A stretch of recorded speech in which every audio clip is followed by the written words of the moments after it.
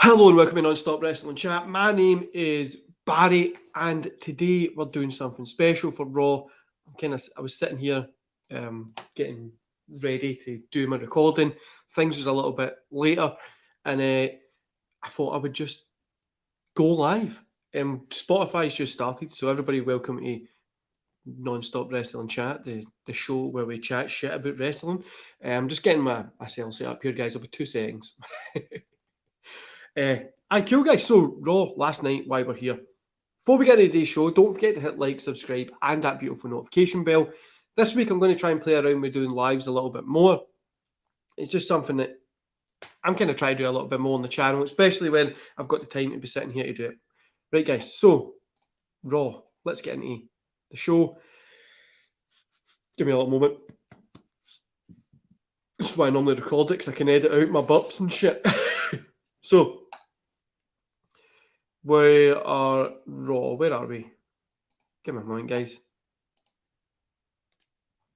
I should have got all this set up before I started there. But while we're waiting, you let me know in the comments below what you thought about Raw last night. Did you enjoy it? Did you think it was a little bit boring? Or what did you think? You let me know in the comments. And let's get started, guys. I've got my stuff here, so let's go. So we open with Miz and Morrison chatting kind of to Charlotte and Rhea. Then eventually Cross comes out, and it was a really dragged on segment for what it was. It didn't really do anything for me. I get why it was there, and Cross coming out and being like, I managed to last 2 minutes against fucking Rhea Ripley. I'll be able to do the same against you, Charlotte. Like, what was 6? Like, well, look, what? Why are you excited about no being able to last 2 minutes and no get pinned? It just makes your character look stupid. Anyway, we got Charlotte versus Nikki Cross. Nikki Cross gets the win because she survived 2 minutes again. This was a dud. But the start was a good way to kill 30 minutes, to be honest with you. Now we got Xavier Woods versus Randy Orton with Riddle. Randy Orton got the win here. 2.5 stars. Standard fun match between these two guys. The break hurt it a little bit for me personally, but overall it was a fun match. These two guys are always going to put on a fun match. I pretty enjoyed it. Then you got Shayna Baszler versus Reginald. Reginald got the win here. 1 star from me. I'm no invested or give a shit about this storyline at all. And do you know as well, the pyro stuff going off, right? We all get that it's going to be Alexa, but what about if it's Kane? What if Kane comes back and says that he's actually the Baszler's dad? You never know. You never know. I better not say that, because that would probably give WWE ideas. Anyway, then we got a tag team match: Mason T-Bar versus Lucha House Party. Mason T-Bar got the win. This was a squash match, so I'm guessing we're going to be seeing a lot more of Mason T-Bar, but I don't know who's been asking for it. I hope they rename them or whatever. Sheamus versus Ricochet was next. Ricochet got the win here. 1.5 stars I gave this. Wasn't barely even a match. I mean, it was literally a roll up because Carrillo's music hit, and then Ricochet got the win there. Then Sheamus versus Carrillo with Ricochet was next. Carrillo got the win, and 2 stars on that one. It wasn't a long match either, but it was a little bit longer than the first. I hope at Hell in a Cell, I don't want it in Hell in a Cell, but I hope we might get Ricochet, Carrillo, and Sheamus together in a triple threat match or something, because I think it would be really, really fun. Then we got a tag team match: Naomi and Lana versus Dana Brooke and Mandy Rhodes. It was what it was. Dana Brooke and Mandy Rhodes got the win, surprisingly. 1 star. Wasn't it the worst match of all time, but really, no. Then we get Shelton Benjamin versus Kendrick Alexander.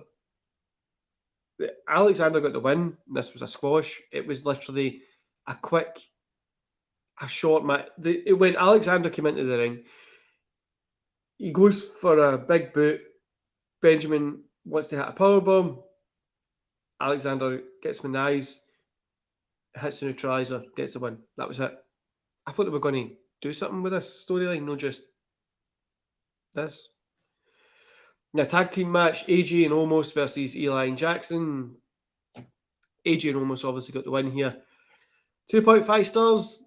You know, no bad, but AJ is pretty much the only person holding this. Whatever the fuck they're doing together. Do you know what I mean? These three guys are just being held by AJ at this point. But aye. Then Eli and Jackson are kind of breaking up, so aye. Alexa and Sheamus.